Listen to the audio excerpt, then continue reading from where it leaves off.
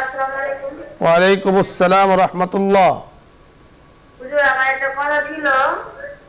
মানুষ যে কথা দিতে, মানে এই কথা দিয়ে আবার এই কথা বরখেলাপ করছে, ঠিক আছে?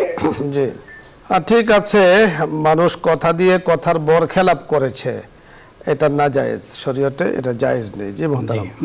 মুনাফিকের যে তিনটা আলামতের কথা হাদিসের মধ্যে আছে, ইজা ওয়াদা আখলাফা, সে যখন ওয়াদা করবে এটা খেলাফ করবে।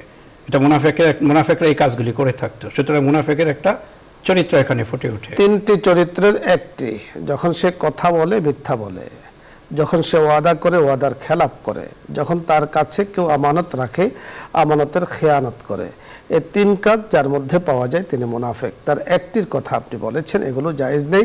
মুনাফিকের লক্ষণ। আল্লাহ পাক মুনাফিকি থেকে আমাদের সকলকে হেফাজত করুন।